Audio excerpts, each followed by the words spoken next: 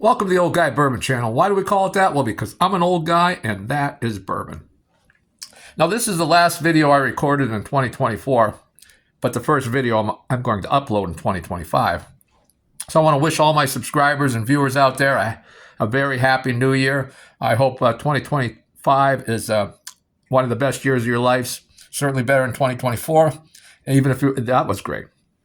So now please like, subscribe, share, leave a comment, ring the notification bell. You know the drill. Let's get into this. So this Old Forester 1910 Old Fine Whiskey. Well, why do they call it that? Well, in October 22nd, 1910, a fire on the bottling line halted production.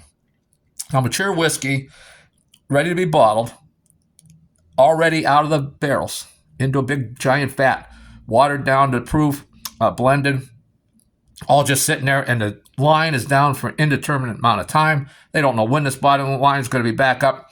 What do they do with that whiskey? Well, they have all those barrels right there that they just emptied. But according to bourbon laws, you can only put bourbon into a new charred oak barrel. So they were stuck.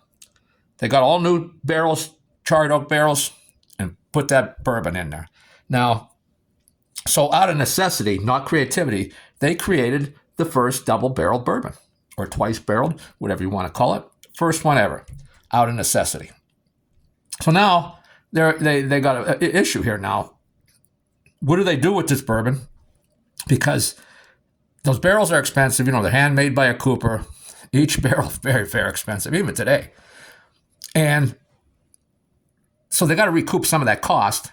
Plus, you know, whenever you buy a bourbon, even today, unless it's a single barrel, and single barrels weren't around back then, you expect the same taste, a very similar taste, right? So now they know this is going to taste different. So they don't want to, you know, it's like, this ain't Old Forester.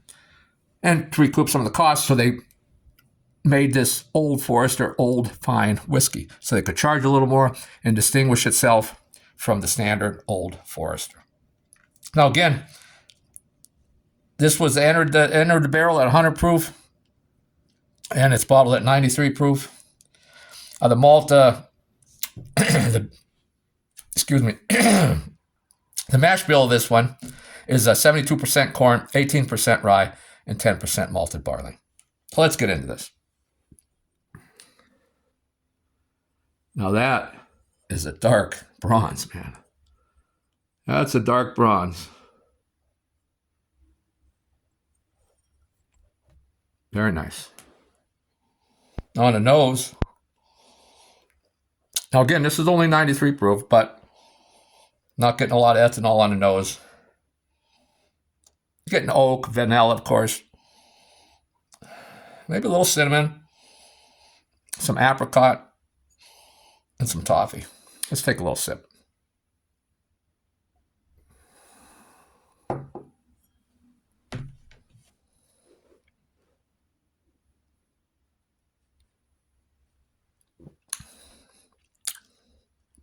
Now again, first sip of the day. There's a little ethanol there. Nice thick mouthfeel. Getting that sweet caramel right away. Getting some corn. You know what? I'm gonna nose this again. I don't want to get into too much of the. I'm still working on a finish on this one. I don't want to get into that until I can get a good palate reading. And but I can tell you already the finish is long on this one. I'll get in the nose. Nothing really new there. No real ethanol on the nose.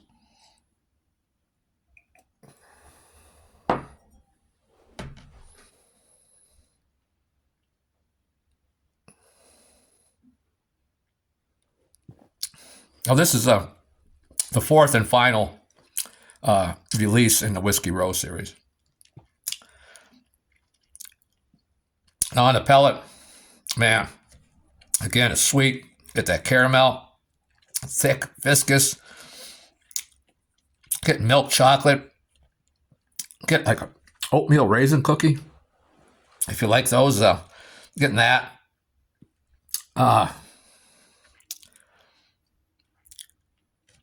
Finish is just going on and on. You're getting that charred barrel, that oak from the charred second barreling. Definitely getting that. It's caramel lingers, vanilla, getting some tobacco,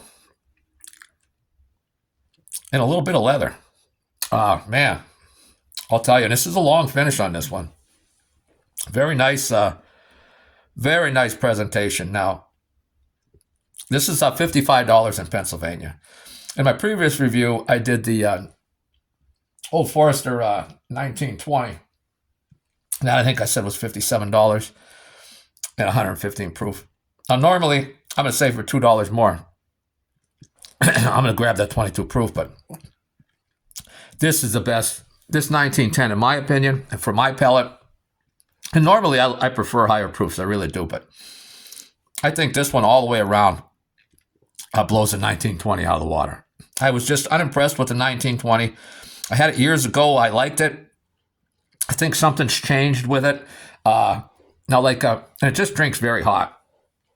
And I've had the Stag Junior. I think they just call it Stag now. But I had a couple bottles of it back when it was called Stag Junior. And it similarly drank very hot, but the flavors were intense. The flavors made it worth that heat. Where the 1920 has good flavors, but not intense enough to make it worth that heat, and certainly not worth $57. Again, some of you are going to disagree with me, and that's fine. Our palates are different. You can like what you like. You don't have to like what I like, but I'm not going to tell you what you like is wrong. If you like the 1920, that's fine. Your palate's different than mine. I don't like it. I mean, I don't dislike the flavors, but $57, that burn, when for $50, I can get a bottle of Wild Turkey Rare Breed for $50, 116.8 proof, a little bit higher proof. Let's call it similar proof. And none of that burn. I'm saving $7 and not getting a burn. So why should I buy this 1920? Now, this 1910, this is definitely an old, fine whiskey. It drinks great. I think it blows the 1920 out of the water. You save $2. It's a little lower proof, but you can drink more of it.